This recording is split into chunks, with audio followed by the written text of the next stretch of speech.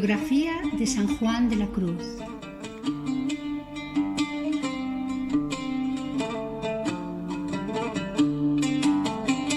Infancia y adolescencia en Castilla. San Juan de la Cruz nació en 1542 en Fontiveros, un pequeño pueblo enclavado en la comarca de la Moraña Abulense, de economía agrícola y ganadera, aunque con cierto embrión de una industria de telares. Fue el segundo de los 3 hijos del matrimonio formado por Gonzalo de Yepes y Catalina Álvarez, modestos tejedores de telas bastas, quienes eligieron para él uno de los nombres más habituales del siglo XVI castellano. El padre procedía de Toledo, y aunque para la madre se ha sugerido la posibilidad de una ascendencia judio-conversa o morisca, estas hipótesis no han podido ser confirmadas documentalmente. Si bien algunos especialistas insisten en el mudejarismo antropológico que rodeó la infancia del futuro santo. Parece que las diferencias de clase social y de nivel económico entre el padre y la madre fueron determinantes para el distanciamiento con la familia paterna. A la muerte temprana del padre, quizá a consecuencia de la crisis agraria y del hambre que se cebó en Castilla por los años 40 del siglo XVI y que también se llevó consigo al segundo de los hermanos, Luis, la madre, viuda, pobre, intentó recabar infructuosamente ayuda de ciertos parientes toledanos. Su desesperada situación le llevó a trasladarse a Arévalo, villa abulense predominantemente agrícola, pero con una pequeña industria textil, donde permanecieron unos 4 años, para posteriormente, en 1551, establecerse en Medina del Campo. Esta villa de la provincia de Valladolid, aunque había iniciado su declive, era sede todavía de las ferias más importantes de la Corona de Castilla y uno de los principales mercados financieros en Europa, por lo que constituía un núcleo urbano de los más ricos y poblados de la meseta norte. El objetivo de este traslado, en el marco de la geografía castellana, era mejorar la situación económica de la familia, que además se había incrementado con el matrimonio de Francisco, el único hermano de Juan.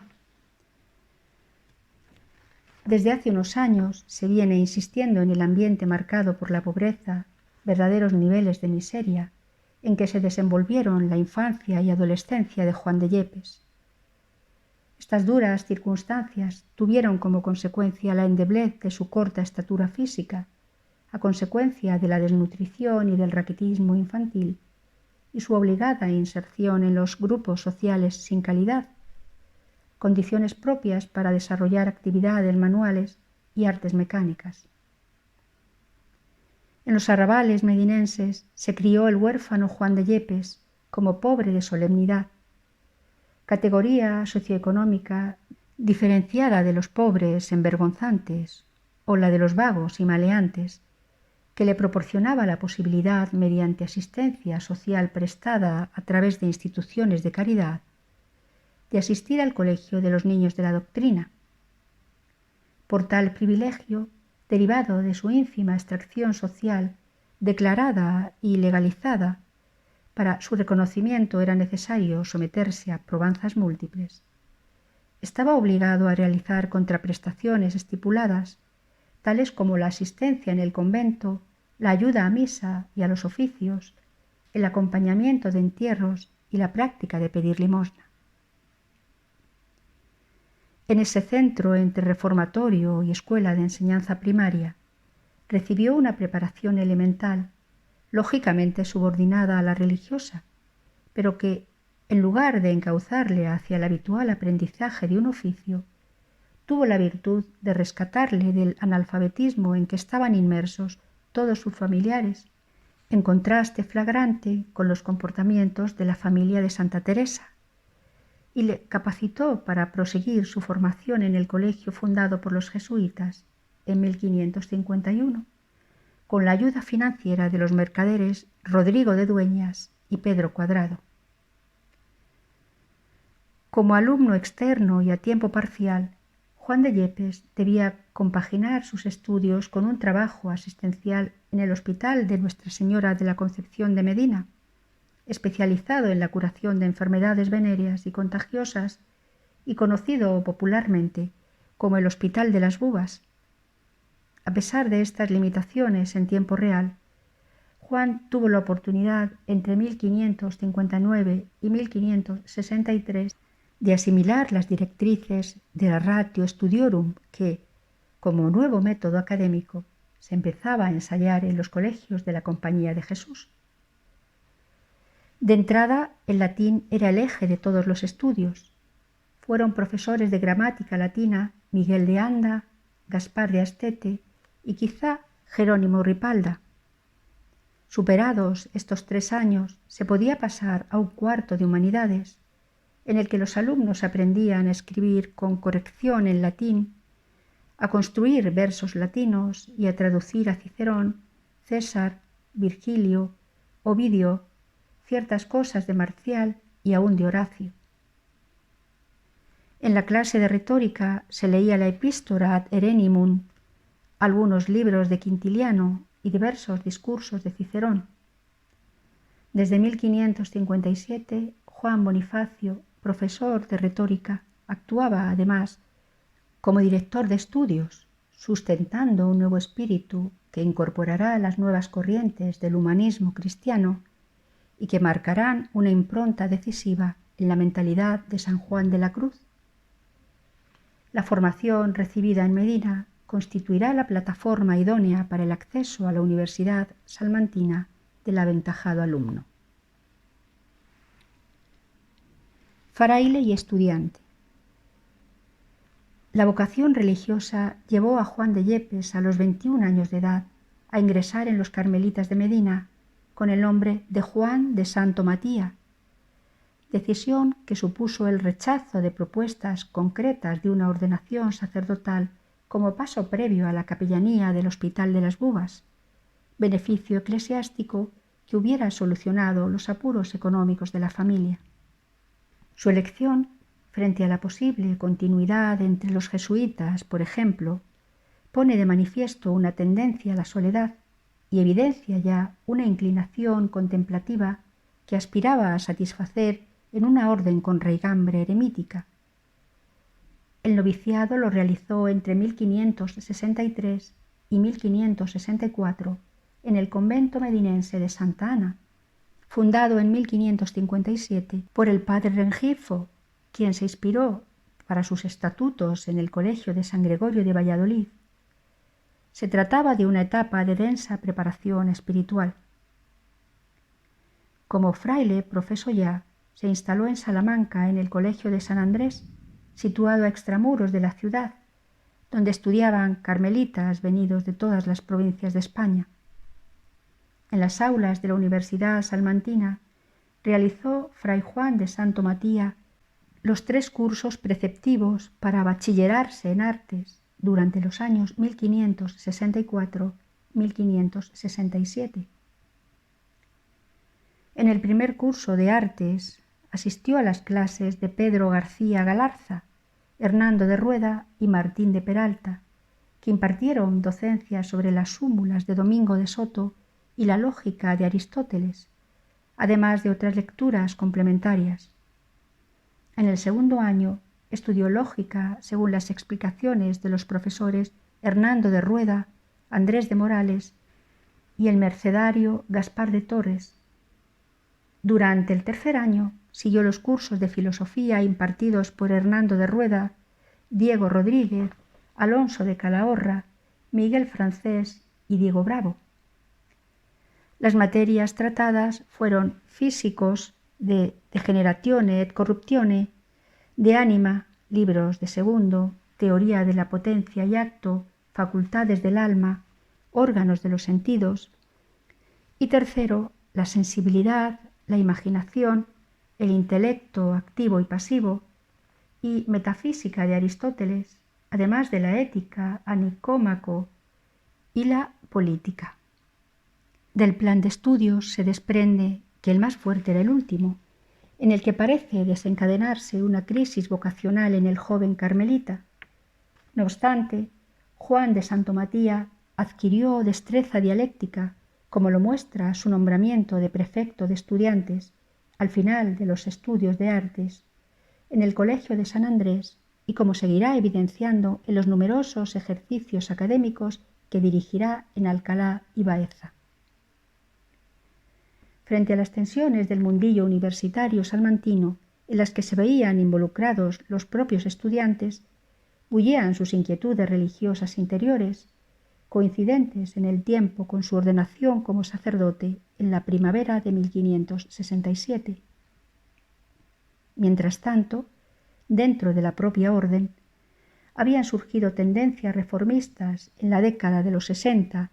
El capítulo de Roma acababa de aceptar una reforma de acuerdo con las directrices de Trento, para cuya difusión se envió al propio general de la orden, Juan Bautista Rubeo, quien debió de visitar el convento de San Andrés. Estando el futuro santo allí, sin embargo, a Fray Juan, en esta fase de inestabilidad espiritual, sus inclinaciones contemplativas parecían impulsarle hacia la Cartuja. En medio de esta crisis se produce el decisivo encuentro con Santa Teresa por el otoño de 1557 en Medina. La madre fundadora, que proporciona su propio testimonio en las fundaciones, le ofreció la alternativa de encauzar sus deseos en el seno de la reforma de la misma orden, en la línea de la restauración de un ideal eremítico contemplativo entroncado con otros movimientos reformistas de raíz hispana apoyados desde la corte e independientes de Roma. Sin embargo, por la propia personalidad de la santa, tal renovación iba impregnada de un talante humanista que, más adelante, sería atenuado por el rigor de Nicolás Doria. El santo decide, en la espera de la creación de algún monasterio, volver a Salamanca e iniciar estudios de teología durante el curso 1567-68, pero sin intención de culminar su carrera académica. En la Facultad de Teología, la más prestigiosa de la universidad, junto a la de Derecho, el dominico Francisco de Vitoria acababa de propiciar una renovación neotomista que, sin menoscabo del predominio de Santo Tomás, propugnaba una conciliación entre la escolástica especulativa y la teología positiva. Por otro lado, frente a la corriente tradicional que defendía la necesidad de profundos conocimientos escolásticos y rechazaba los lingüísticos y filosóficos como requisitos para explicar los textos bíblicos, los estudiantes, entre los cuales se encontraba Fray Juan de Santo María, reclamaban más lecciones de Sagrada Escritura, con profundización de estudios de hebreo en cuanto clave de acceso a los libros sagrados. Biblistas y hebraístas, pues, se enfrentaban a escolásticos rígidos defensores de la Vulgata como bloques polarizados entre los que se cruzaban también las controversias y disparidades de agustinos y dominicos. Al primer grupo pertenecían Luis de León, Gaspar Grajal y Martínez Cantalapiedra, al segundo Juan Gallo, Bartolomé de Medina y León de Castro.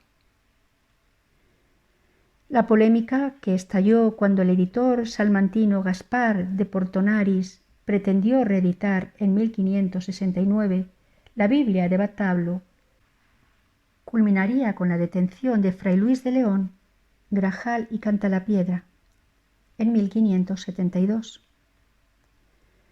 La planificación de los cursos de teología era más flexible, por lo que le es verosímil la asistencia de Juan de Santo María a diversas cátedras en sesiones de mañana y tarde.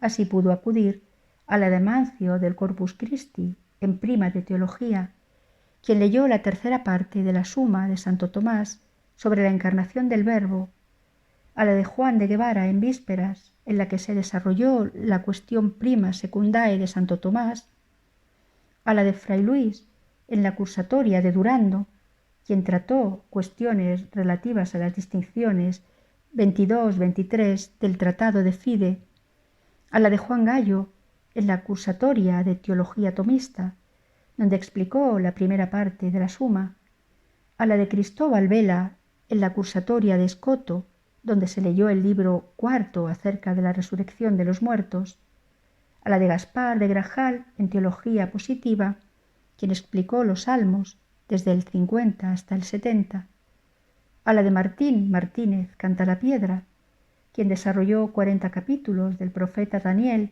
en filología semítica, a la de Cristóbal de Madrigal en hebreo, quien analizó diversas secciones del Éxodo, Malaquías, Ezequiel y Génesis. Además, como sustituto de la cátedra de Prima de Teología, esto es, de Mancio del Corpus Christi, explicó Fray Luis el de la Eucaristía y tal vez el de Predestinatione, por lo que todo ello nos abre a múltiples posibilidades de vinculación universitaria entre Fray Luis y Fray Juan de Santo Matías. Se ha insinuado que de estas lecciones pudieran derivar también algunas concomitancias entre San Juan y el pensamiento erasmiano. Por otro lado, existe la posibilidad de que el carmelita asistiera a materias ajenas al propio currículum, como la explicación de los cantares de Salomón en la Cátedra de Propiedad de Lenguas Semíticas durante el curso 1565-66, o escuchara las teorías copernicanas en parte admitidas por los estatutos salmantinos de 1561 y desarrolladas por el catedrático de astrología Hernando de Aguilera, toda vez que se han rastreado influjos copernicanos en la concepción del alma por parte del santo. Además, el mismo Juan de Aguilera es autor de un Ars Memorativa, materia también explicada por el Procense en 1567, y de la cual también se han detectado influencias en San Juan de la Cruz. Incluso se ha apuntado la hipótesis de un conocimiento indirecto de Algacel y de Averroes a través de John Bacon Thorpe por esa misma época. En definitiva, San Juan de Santo Matías solo realizó un curso de teología, por lo que no tuvo siquiera el grado de bachiller, a diferencia de otros compañeros como Fray Bartolomé Sánchez, Fray Juan de Heredia, Fray Rodrigo Nieto y Fray Pedro de Orozco, quienes completaron los cursos exigidos. Inicios de la Reforma, tensiones y conflictos. En agosto de 1568, Fray Juan de Santo Matías abandonó Salamanca y su estudio para acompañar a Teresa de Jesús en su fundación femenina de Valladolid, viaje interpretado como una especie de noviciado necesario para familiarizarse con el nuevo talante de la Reforma previo al inminente traslado a Duruelo. Aquí se inauguró el primer convento de descalzos, según la regla primitiva y no mitigada de la Orden del Carmen, el 28 de noviembre de 1568, ceremonia en la que cambió su nombre por el de Fray Juan de la Cruz. La atmósfera de aquellos primitivos le pareció a la Madre Teresa, en la visita que realizó por marzo de 1569, exagerada, y en ella se percibían ya las tendencias rigoristas que, propulsadas por el general genovés Nicolás Doria, desembarcaron la corriente humanista y moderada de Teresa de Jesús y Gracián. En 1570 la fundación se trasladó a Mancera, donde Fray Juan desempeñó el cargo de subprior y maestro de novicios. Después de una breve estancia en Pastrana para poner en marcha su noviciado, en 1571 se estableció en Alcalá de Henares como rector del colegio recién fundado, con lo que volvía a estar inmerso en un ambiente cultural potente y abierto. En la primavera de 1572, Santa Teresa lo reclamó como vicario y confesor de las monjas de la Encarnación, comunidad de la que era priora tras superar una serie de dificultades y crisis internas. Este convento femenino, el más importante de Castilla, a la sazón albergaba 130 monjas. En este cargo permanecerá Fray Juan de la Cruz hasta diciembre de 1577, por lo que pudo acompañar a la madre en la fundación de diversos conventos de descalzas, como el de Segovia. Se ha sugerido la posibilidad de que durante su permanencia en Ávila, Fray Juan de la Cruz tuviera tiempo y ocasión de realizar amplias lecturas escolásticas y místicas e incluso de madurar en su experiencia espiritual y poética. Por entonces, en esta ciudad castellana, en gran apogeo cultural, artístico y religioso, existía un estudio general de los dominicos, además del Colegio de Jesuitas de San Gil, en el que residían teólogos como Francisco Suárez y pedagogos como el padre Ripalda o el propio Juan Bonifacio, preceptor de Juan de Yepes en Medina del Campo. Otros especialistas han insistido asimismo en que estos años constituyeron una etapa de preparación para la creatividad absoluta de los inmediatamente siguientes. Debieron perfilarse y quizá definirse allí, y entonces la originalidad de su pensamiento, la entonces fuerza de su inventiva y la urgencia de la escritura. Durante este tiempo, las negociaciones entre España y la Santa Sede habían entrado en una fase en la que la reforma de las órdenes de España quedaba encomendada a los ordinarios bajo la dirección de la corona. Confluyeron, por tanto, entonces dos directrices reformadoras. Por un lado, la reforma del rey, independiente de las disposiciones de la Reformatio Regularium de Trento, y por otro, la reforma propugnada por los papas. Paralelamente, en el seno de la Orden del Carmen, se habían agravado las tensiones jurisdiccionales entre los carmelitas calzados y los descalzos, debidos primordialmente a distintos enfoques espirituales de la Reforma, conflicto que tuvo que experimentar San Juan en Salamanca y quizá en Medina. Mientras los primeros, empeñados en evitar la separación de un grupo cada vez más nutrido, estaban impulsados por la curia romana y el papa, los segundos, seguidores de la regla primitiva no mitigada y ávidos de rigor, fueron apoyados por Felipe II, reticente ante Roma y promotor de una reforma a la hispana, radical y rápida. El pleno de calzados y descalzos se enmarca en la permanente confrontación entre el poder real y el pontificio por dominar el sector, también poderoso, de las órdenes religiosas. El capítulo general de los carmelitas, reunido en Piacenza, adoptó la medida especial de enviar un visitador de la orden para calzados y descalzos, el padre Jerónimo Tostado, con el objetivo de suprimir los conventos fundados sin licencia del general y de recluir a la Madre Teresa en un convento elegido por ella. Las confrontaciones jurisdiccionales irán en aumento hasta el punto de hacerse perceptible la necesidad de independencia para la rama de los descalzos. Así, primeramente en 1580, el Carmelo Descalzo se erigirá en provincia exenta mediante breve expedido por Gregorio XIII. Poco después, en 1558, será reconocido como congregación, esto es, como orden con personalidad propia, que coherentemente guardará lealtad absoluta a la monarquía española, su gran favorecedora. El conocido episodio del encarcelamiento del futuro santo se encuadra en este preciso contexto religioso. Ya en 1575, Fray Juan de la Cruz había sido detenido y encarcelado en Medina del Campo por los frailes descalzos, pero fue liberado a los pocos días gracias a la intervención del nuncio Ormaneto, favorable a los descalzos. A la muerte de éste, su sucesor, Felipe Sega, se decantó por el general Calzado y la reforma teresiana estuvo a punto de irse a pique. La situación de Fray Juan en la Encarnación era cada vez más violenta, puesto que, siendo uno de los fundadores de los descalzos, detentaba el cargo de confesor de monjas calzadas. En el mismo convento, las tensiones entre las partidarias de Santa Teresa para el cargo de priora y las de la representante de los calzados habían cristalizado en unas elecciones sumamente violentas que tuvieron lugar el 7 de octubre.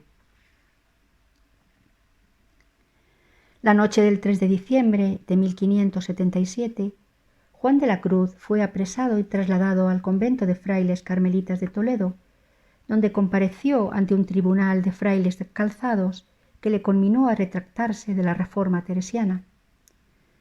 Al negarse, fue declarado rebelde y contumaz, sentencia nula, pues el tribunal carecía de facultades jurídicas, pero que dejaba al descubierto la consideración generalizada de Fray Juan como uno de los pilares más representativos de la reforma. En consecuencia, fue encerrado en una oscura y angosta celda, en la que permaneció más de 8 meses.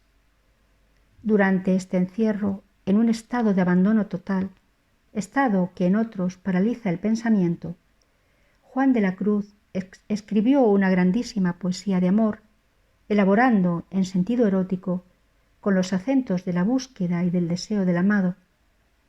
El sensualismo del texto atribuido a Salomón, las 30 primeras estrofas del cántico espiritual, el denominado protocántico, a la vez que los romances y el poema de la Fonte.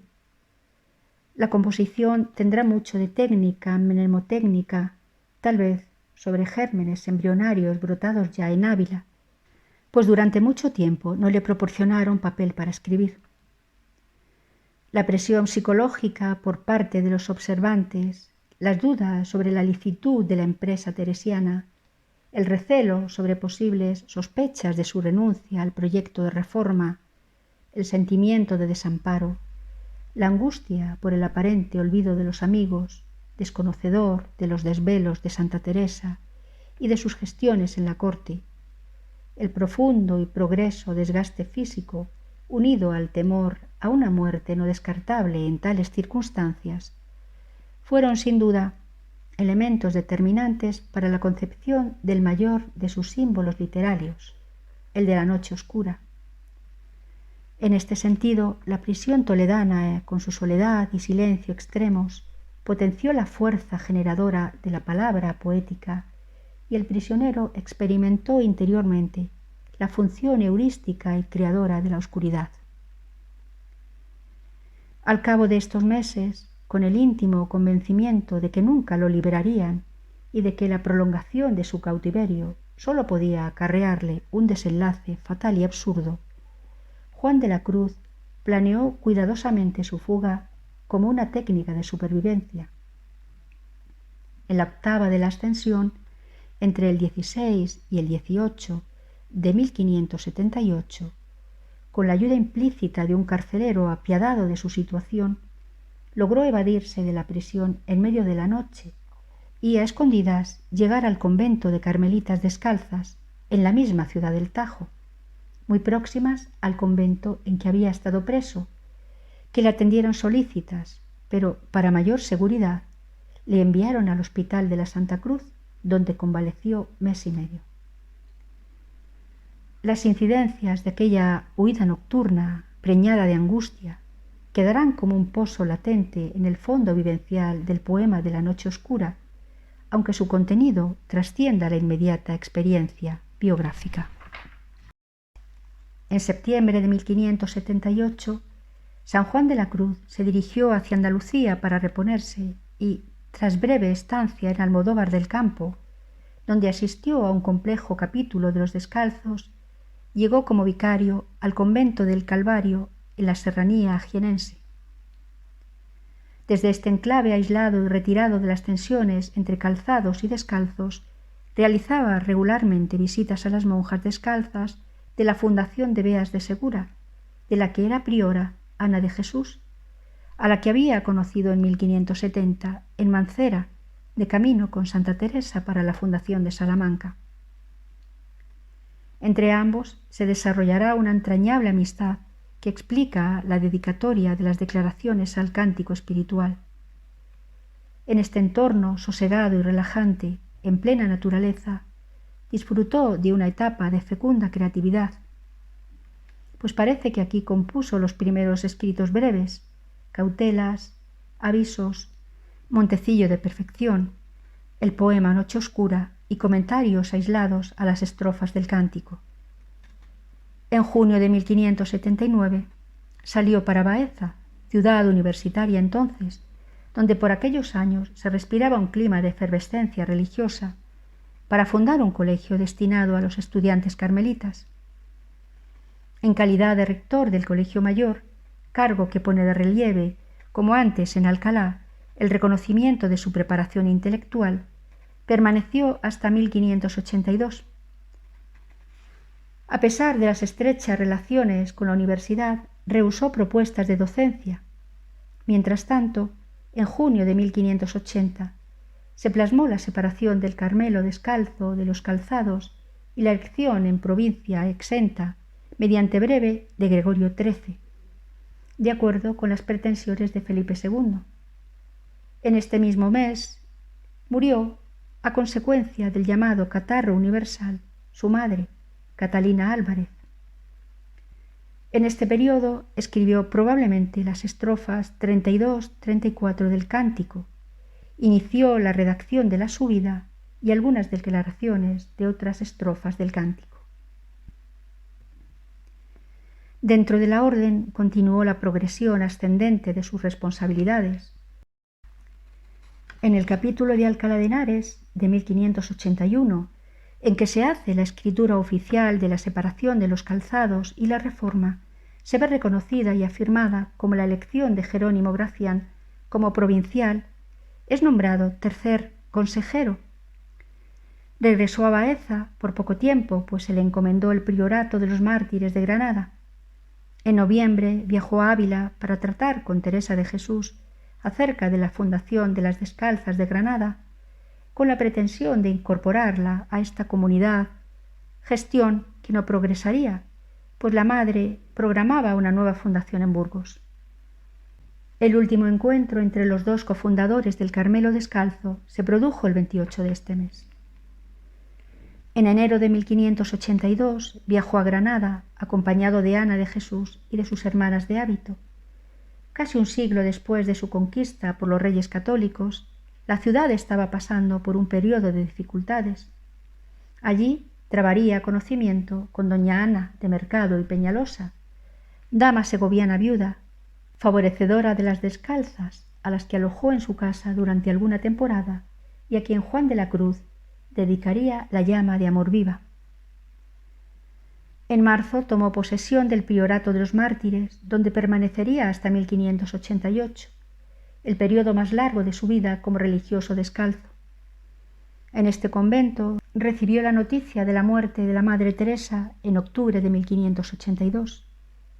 En 1583 asistió al capítulo de Almodóvar del Campo como superior de Granada, donde cesó como consejero, pero fue preelegido prior de los mártires para otros 2 años y confirmado vicario de Andalucía por el mismo periodo de tiempo. En 1585 asistió al capítulo de Lisboa, donde fue elegido segundo definidor. El primero fue Jerónimo Gracián, y provincial, el padre Doria, y vicario de Andalucía. Se decidió a establecer una dieta o consulta permanente constituida por el provincial y sus definidores. En abril de 1587, en el capítulo de Valladolid, cesa como definidor y vicario de Andalucía, pero es nombrado por tercera vez prior de Granada, cargo en el que se mantendrá hasta 1588, en que se celebrará en Madrid el primer capítulo general del Carmelo teresiano. En esta etapa realizó numerosos viajes por Andalucía y Portugal, por razones de cargo, a los conventos de frailes y de monjas, en 1585 Málaga, Caravaca, Sevilla y Lisboa. En 1586 acompañó a Ana de Jesús a la fundación de Madrid de Santa Ana de las Descalzas. Entre este año y 1587 se desplazó a Córdoba, Beas, Bujalance, Baeza, La Manchuela, Guadalcázar y Sabiote. Se ha calculado un recorrido de 27.000 kilómetros en total. Con respecto a su labor creativa, esta época es de fecundo esplendor, pues finalizó la redacción del primer cántico, declaraciones de las canciones que tratan del ejercicio de amor entre el alma y el esposo Cristo, a petición de la Madre Ana de Jesús, priora de las Descalzas de San José de Granada, en el año de 1584, y en 1586 a la segunda. También dio forma casi definitiva a los grandes tratados en prosa, su vida, noche y llama. Regreso a Castilla y camino de las ínsulas extrañas. A mediados de 1588, entre junio y julio, en el primer capítulo general del Carmelo teresiano elaborado en Madrid, Doria es nombrado vicario general y se elige una consulta de 6 frailes que le ayudarán en el gobierno. El padre Jerónimo Gracián es destituido de todos sus cargos y destinado a México. No llegará a viajar nunca. Fray Juan de la Cruz es elegido primer definidor y tercer conciliario de la consulta, que él preside en ausencia de Doria. En agosto, la consulta se traslada a Segovia. En consecuencia, Fray Juan regresa a Castilla como presidente prior del convento segoviano y renuncia en marzo de 1589 al priorato de Granada. En Segovia, en fase de crecimiento, de modo excepcional en el marco de la deprimida Castilla por su floreciente industria textil, en casa fundada, ampliada y mejorada por él mismo, en concentración conventual, redactó la mayor parte de las cartas que se han conservado. No obstante, durante estos años se habían ahondado las diferencias entre la concepción de la Reforma por el padre Doria y la de Santa Teresa y Jerónimo Gracián de la Madre de Dios. Fray Juan de la Cruz, partidario de esta última, se enfrentó abiertamente al primero en 1590 en el Capítulo General Ordinario de Madrid. En junio de ese año, Sixto V, en el Breve Salvatoris, confirmó las constituciones de las descalzas dadas por la Madre Teresa y convertidas en el centro de una dura polémica en el seno de la orden. A consecuencia de estas tensiones, Fray Juan estaba aislado en la consulta. En el capítulo general celebrado en junio de 1591, es cesado de todos sus cargos y reintegrado como mero súbdito a la comunidad de Segovia.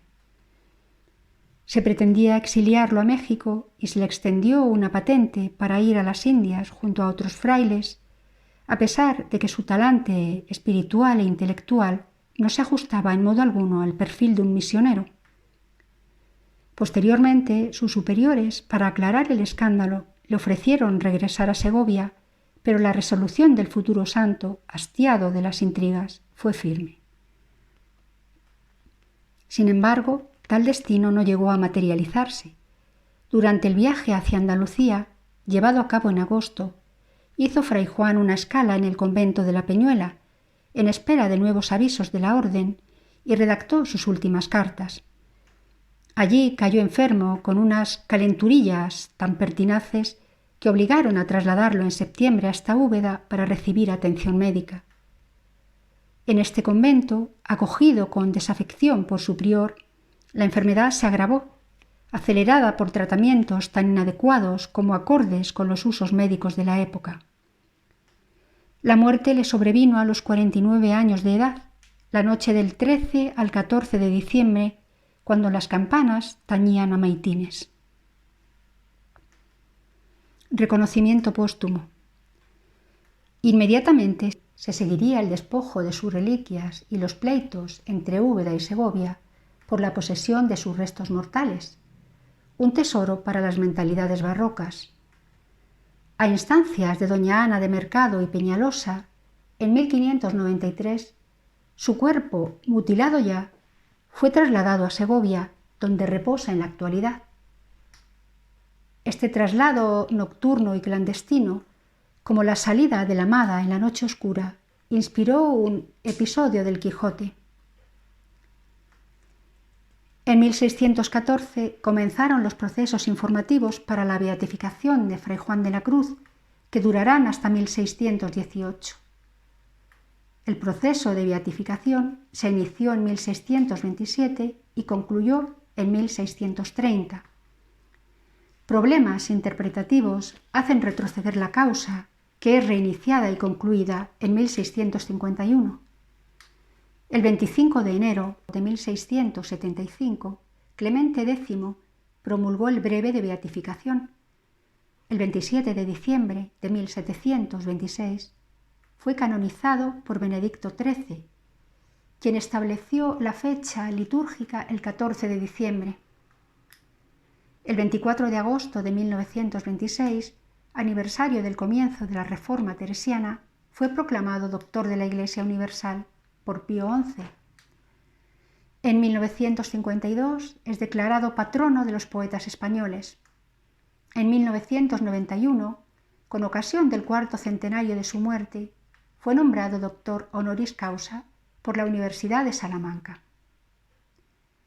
En 1618 vio la luz la Editio Princeps de sus obras en Alcalá de Henares, aunque sin contener el cántico espiritual. Fue reproducida en Barcelona en 1619. En 1622 se publicó en París por primera vez el cántico en lengua francesa. La primera edición española con el cántico incluido salió en Bruselas en 1627, año en el que también apareció en Roma la primera versión italiana. El título Cántico Espiritual figura por primera vez en la edición de Jerónimo de San José, publicada en Madrid en 1630. Fin de la biografía de San Juan de la Cruz.